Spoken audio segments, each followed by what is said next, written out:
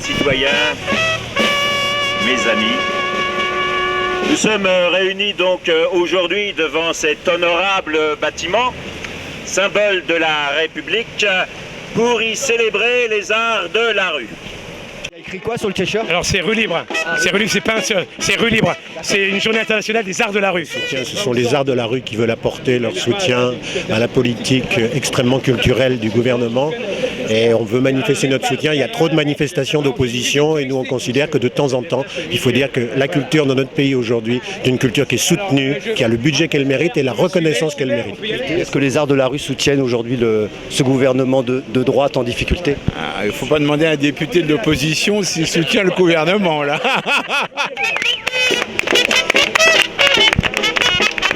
Dites-moi en 2 mots, c'est quoi l'objet de la manifestation de rassemblement devant l'Assemblée? C'est pour porter à connaissance à nos amis députés qu'il y a un art qui existe en France qui s'appelle les arts de la rue et qu'il ne faut pas le négliger, et que les arts de la rue, ça se joue dans l'espace public et que l'espace public est un espace de liberté.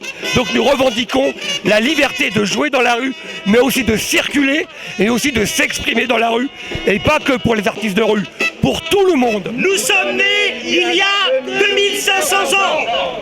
Les gens nous rencontrent souvent par hasard, parfois sans le savoir. Nous revendiquons le droit à vivre de nos métiers. Nous croyons que l'art peut sauver le monde, mais de la préférence tout de suite, et qu'il doit s'épanouir en rue libre.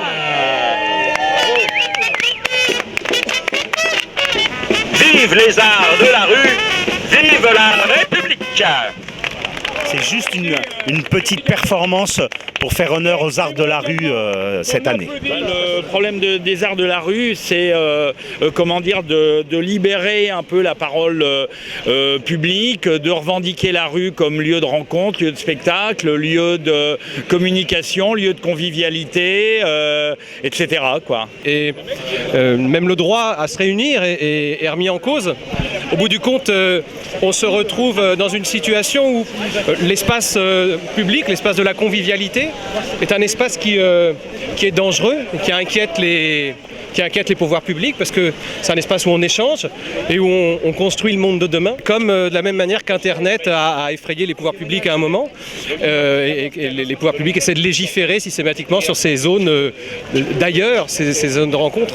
Et de ce fait, effectivement, là où l'art devrait être plus que jamais dans l'espace public pour être partagé, parce que la culture c'est fait pour être partagée, malheureusement trop de barrières, trop d'obstacles, trop de réglementations, trop de contraintes. Il faut lever tout ça, car l'art c'est la vie. Il y avait des pamphlets, tout ça, enfin on a toujours été dans la rue pour dire de ce qu'on pensait, non, les gens du peuple en tout cas. Oui, il y avait des polémiqueurs sur le Pont-Neuf, là, pas loin, etc. Donc des crieurs de journaux, des petits métiers aussi très importants. Et il y avait toute cette vitalité-là, on l'a perdue et nous on se bat pour que ça disparaisse pas, quoi.